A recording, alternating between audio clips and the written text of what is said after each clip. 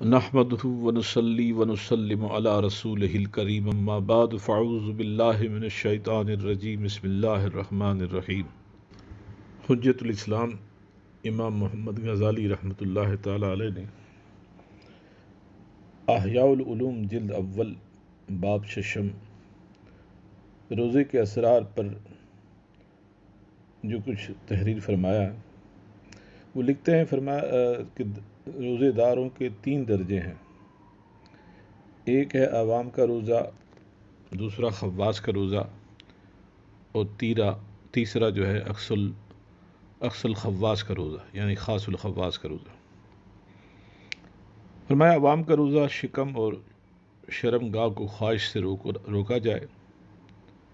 خواص کا روزہ یہ ہے کہ تمام اعضائے جسم کو گناہ سے روکا جائے، اور خواص الخواص کا روزہ ہے کہ دل کو بری سوچ دنیاوی فکر سے روک کر ماں سوائے اللہ تعالیٰ کے ہر خیال سے خود کو روک لیا جائے۔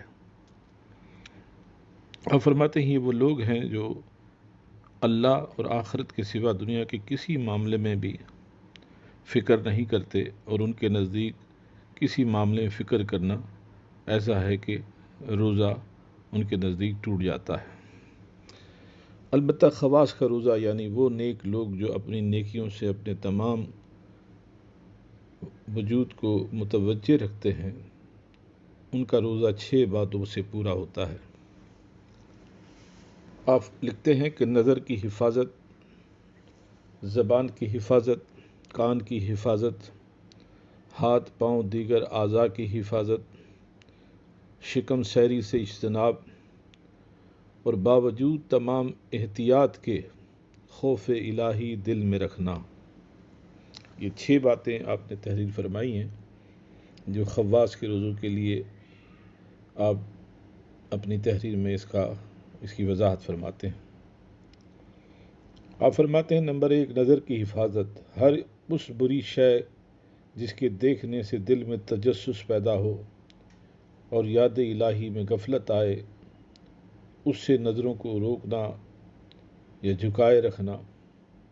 حضور سرور دو عالم صلی اللہ علیہ وسلم کا ارشاد ہے، بری نظر زہر سے بجھا ہوا شیطان کے تیروں میں سے ایک تیر ہے جس سے وہ شکار کرتا ہے۔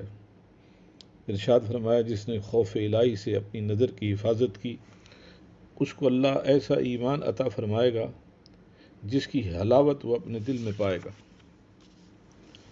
نمبر 2 زبان کی حفاظت۔ فرمایا ہر قسم کے بیہودہ باتوں سے، جھوٹ، غیبت، چغل خوری، فحش کلمات، ظلم، جھگڑے اور بات کاٹنے سے خود کو روکنا یہ لازم ہے، بلکہ وہ اپنی زبان کو ذکر الہی اور تلاوت قرآن پاک میں مصروف رکھے۔ حضور نبی رحمت شفیع امت جناب محمد رسول اللہ صلی اللہ علیہ وسلم نے ارشاد فرمایا روزہ ڈھال ہے۔ فرمایا تم میں جو کوئی روزہ رکھے تو فحش نہ کہے نہ جہالت کرے، اور کوئی تم سے ایسی جہالت والی بات کہے یا حرکت کرے یا گالی دے تو تم اس سے کہہ دو کہ میں روزے سے ہوں۔ حضور صلی اللہ علیہ وسلم کے زمانے میں 2 عورتیں جنہوں نے روزہ رکھا، بھوک اور پیاس کی شدت کا غلبہ ہوا اس قدر کہ وہ ہلاکت کے قریب پہنچ گئیں، تو انہوں نے حضور سے روزہ افطار کرنے کی اجازت طلب کی، کسی کو بھیجا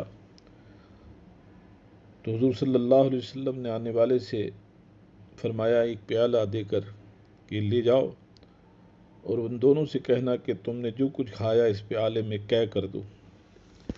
پہلی عورت نے قے کی تو نصف پیالہ تازہ خون سے بھر گیا اور گوشت اس کے منہ سے نکلا۔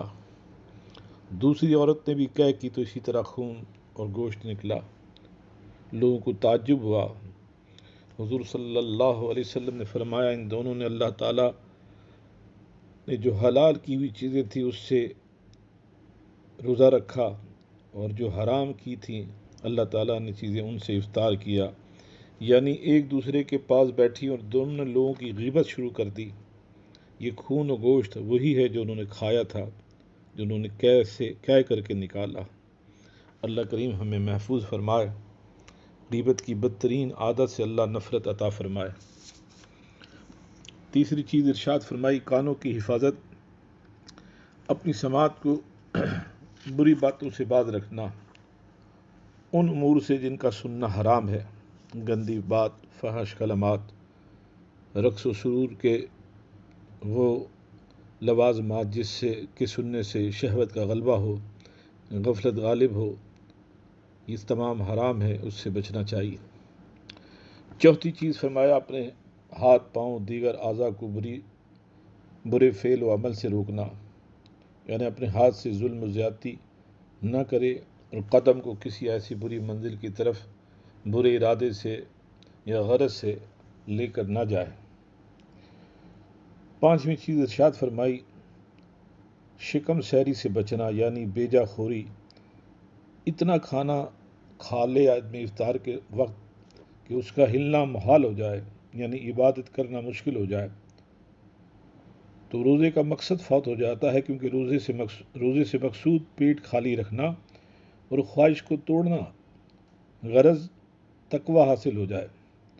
تو جب ایسا نہ کیا جائے اور شکم کو غیر ضروری طور پر سیر کیا جائے، تو جب شکم سیری ہوتی ہے تو خواہشات پر نفس ابھارتا ہے، تو روزے کا مقصد باقی نہیں رہتا۔ روزے کی روح اصل یہ ہے کہ جو قوت برائی کی طرف کھینچتی ہیں اس سے خود کو روک کر شیطان کے غلبے سے خود کو بچایا جا سکے۔ اس لیے فرمایا روزہ شیطان کی قوت کو توڑتا ہے، روزے دار پر شیطان کا حربہ زیادہ کارگر نہیں ہوتا۔ ارشاد فرمایا شیطان تمہاری رگوں میں خون کی طرح دوڑتا ہے، تم اس کے راستے کو روزے سے تنگ کرو، جب اس کے داخل ہونے کا راستہ تنگ ہوگا تو وہ تم پر غالب نہ آ سکے گا۔